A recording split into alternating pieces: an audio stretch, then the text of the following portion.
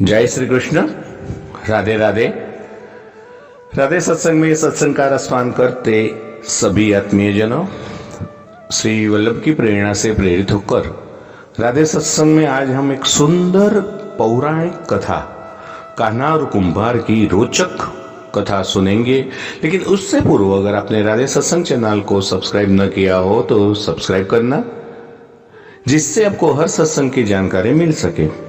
प्रियजनों, प्रभु श्री कृष्ण ने गोपियों के साथ बहुत सी लीलाएं की हैं। श्री कृष्ण गोपियों की मटकी फोड़ते हैं, माखन चुराते और गोपियों श्री कृष्ण का उलाहना लेकर यशोदा मैया के पास जाती। ऐसा तो बहुत बार हुआ है। एक बार की बात है कि यशोदा मैया प्रभु श्री कृष्ण के उलाहनों से तंग आ गई और छड़ी लेकर श्री कृष्ण की ओर दौड़ी। तो जब प्रभु ने अपनी मैया को क्रोध में देखा तो वह अपना बचाव करने के लिए भागने लगे। भागते भागते भगवान श्री कृष्ण एक कुंभार के पास पहुंचे। कुंभार तो अपनी मिट्टी के घड़े बनाने में व्यस्त था, लेकिन जैसे ही कुंभार ने श्री कृष्ण को देखा तो वह बहुत प्रसन्न हुआ।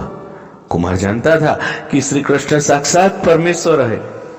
तब प्रभु ने कुमार से कहा कि कुमार जी, आज मेरी मैया मुझ पर बहुत क्रोधित है। मैया छड़ी लेकर मेरे पीछे आ रही है, भैया मुझे कहीं छुपा लो ना। तब कुंभार ने श्री कृष्ण को एक बड़े से मटके के नीचे छिपा दिया। कुछ ही क्षणों में मैया यशोदा वहां आ गई और कुमार से पूछने लगी, क्यों रे कुमार, तूने मेरे कन्हैया को कहीं देखा है? तो कुमार ने कह दिया, नहीं मैया, मैंने तो कन्हैया को नहीं देखा। श्री कृष्ण यह सुनकर सब बातें बड़े से घड़े के नीचे छुपकर सुन रहे थे और मैया वहां से चली गई। अब प्रभु श्री कृष्ण कुमार से कहने लगे, कुमार जी, यदि मैया चली गई हो तो मुझे इस घड़े से बाहर निकालो। तो कुमार बोला, ऐसे नहीं प्रभु जी, पहले मुझे 84 लाख योनियों के बंधन से मुक्त करने का वचन दो। प्रभु मुस्कुराए और कहा, ठीक है, मैं तुम्हें 84 लाख योनियों से मुक्त करने का वचन देता हूं, अब तो मुझे बाहर निकालो। कुंभार कहने लगा, मुझे अकेले नहीं प्रभु जी, मेरे परिवार के सभी लोगों को भी 84 लाख योनियों के बंधन से मुक्त कराने का वचन दो, तो मैं आपको इस घड़े से बाहर निकालूंगा। प्रभु जी कहते, चलो ठीक है, उनको भी 84 लाख योनियों के बंधन से मुक्त होने का मैं वचन देता हूं। अरे अब तो मुझे घड़े से बाहर निकालो। तो जब कुंभार कहता है कि बस प्रभु जी, एक विनती और है, उसे भी पूरा करने का वचन दे दो तो मैं आपको घड़े से बाहर निकाल दूंगा। भगवान बोले, अरे वो भी बता दे, क्या कहना चाहते हो तुम?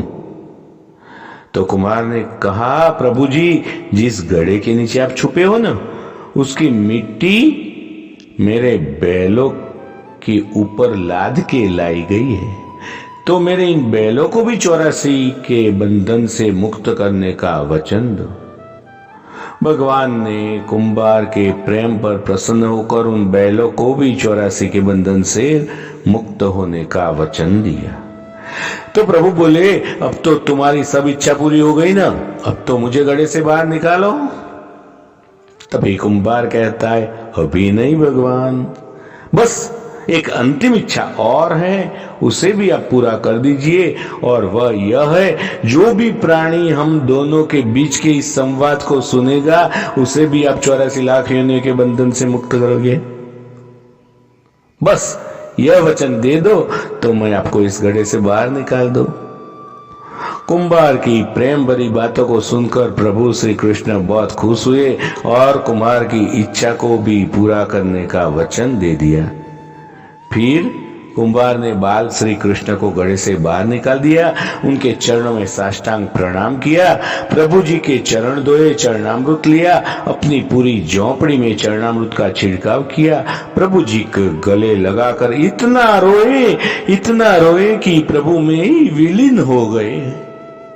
प्रियजनों, जरा सोचे, जो बाल श्री कृष्ण 7 कोस लंबे चौड़े गोवर्धन पर्वत को अपने इकन्नी अंगुली पर उठा सकते हैं, तो क्या वो एक गड़ा भी नहीं उठा सकते थे?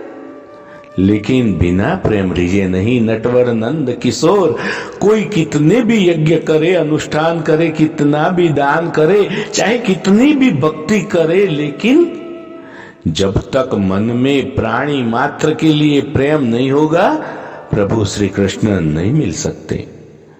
प्रियजनों, इस रोचक वार्ता प्रसंग के साथ आज के सत्संग को श्री वल्लभ के चरणों में समर्पित करके अत्रे विराम ले। फिर मिलेंगे राधे सत्संग में नए सत्संग के साथ। जय श्री कृष्ण। राधे राधे।